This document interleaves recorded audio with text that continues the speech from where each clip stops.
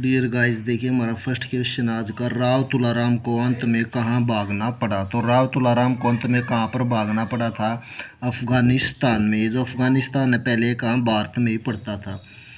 हरियाणा के करनाल में निर्मित किस वस्तु का विदेशों में भी निर्यात किया जाता है? तो ऐसी कौन सी वस्तु है करनाल में? क्या भाई, लिबर्टी के जूतों का। जो लिबर्टी के जूते हैं क्या करनाल में बनते हैं, तो इसे क्या विदेशों में भी निर्यात किया जाता है।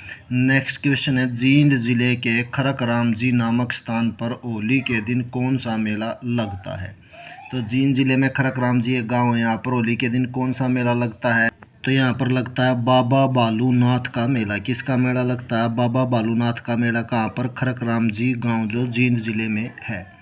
नेक्स्ट है, निम्न में से प्रमुख व्यक्तित्व जो हरियाणा में संबंधित है, यानी हरियाणा से संबंधित है, तो प्रमुख व्यक्तित्व कौन से हैं? कल्पना चावला, बाबू दयाल शर्मा, हीरा सिंह। तो ये सभी क्या है, हरियाणा से रिलेटेड और क्या ये प्रमुख व्यक्तित्व हैं। तो क्या हो गया, ये सभी इसका आंसर हो गया।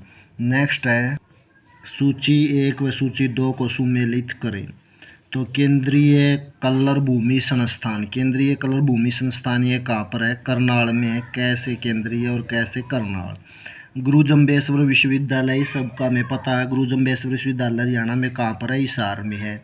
नेक्स्ट, हरियाणा विद्यालय शिक्षा बोर्ड, तो ये हरियाणा विद्यालय शिक्षा बोर्ड कहाँ पर है? भिवानी में है। उसके बाद हिंदुस्तान मशीन टूल, ये हिंदुस्तान मशीन टूल्स कहाँ पर है? ये पिंजौर में है। तो इस प्रकार हमारा आंसर क्या हो गया? हमारा आंसर हो गया डी, क्योंकि क्या हमारा आंसर उपयुक्त, इसमें डी आंसर आएगा हमारा सही। नेक्स्ट है, जन्मेजय ने पिता के प्रतिशोध के लिए सर्प दमन यज्ञ कहाँ किया था? तो ये सर्प दमन यज्ञ किया था, तो जन्मेजय ने किया था किसके? पिता के प्रतिशोध के लिए। कहाँ पर किया गया था? ये किया गया था सफीदों में। कहाँ पर? सफीदों में। सफीदों कहाँ पड़ता है? जींद जिले में पड़ता है। उसके बाद नेक्स्ट हमारा क्वेश्चन है, हेमचंद्र विक्रमादित्य मुख्य किस शहर से संबंधित है? तो हेमचंद्र विक्रमादित्य ये कौन से शहर से संबंधित हैं? रेवाड़ी, यानी रेवाड़ी जिले से ये संबंधित हैं। नेक्स्ट देखो, 24 मई 1857 को दिल्ली से अंग्रेजी सेना की एक टुकड़ी विद्रोहियों को दबाने के लिए कहाँ, यानी दिल्ली से एक अंग्रेजी सेना की टुकड़ी चली थी। कब? 24 मई 1857 को। तो 1857 में क्या हुआ था? हमारे स्वतंत्रता संग्राम आंदोलन की शुरुआत हुई। तो ये कहाँ आई थी ये टुकड़ी दिल्ली से? तो यह आई थी रोहतक। कहाँ पर आई थी? रोहतक में। गुप्तकालीन सूर्य देवता राज्य के किस स्थान से प्राप्त हुए हैं? गुप्तकालीन सूर्य देवता राज्य के किस स्थान से प्राप्त हुए हैं? तो इनकी जो भी चीज़ मिली है गुप्तकालीन सूर्य देवता की, वो हमारे हरियाणा राज्य के यानी किस स्थान से प्राप्त हुई है? तो ये प्राप्त हुई है अग्रोहा से। कहाँ से? अग्रोहा से प्राप्त हुई है। उसके बाद है, हरियाणा के गठन के समय यहाँ कितने ज़िले थे? तो हरियाणा गठन के समय हरियाणा 1 नवंबर 1966 को बना था। तो उस समय जब हरियाणा का गठन हुआ तो हरियाणा में केवल कितने ज़िले थे? 7 ज़िले थे।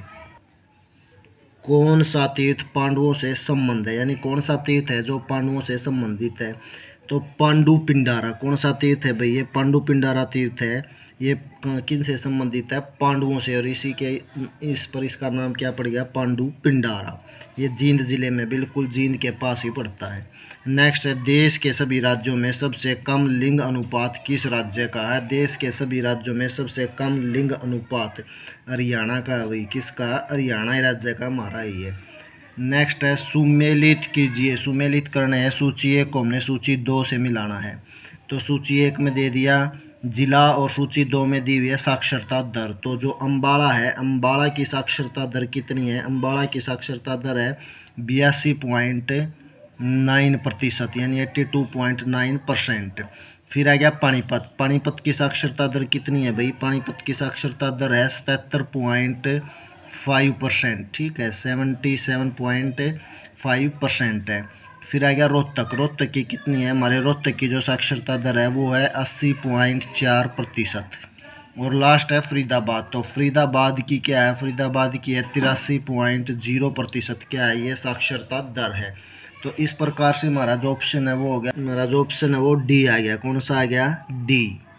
नेक्स्ट क्वेश्चन देखो, पानीपत नगर 31 अक्टूबर 1989 तक हरियाणा के किस ज़िले के अंतर्गत आता था? यानी जो पानीपत है वो किस ज़िले में से बनाया गया है? तो जो है पानीपत हमारा किसके साथ लगता है, करनाल के साथ। तो करनाल जिले के अंतर्गत ही आता था। तो किसके अंतर्गत आता था ये, करनाल जिले के अंतर्गत आता था। करनाल में से क्या पानीपत जिले को बनाया।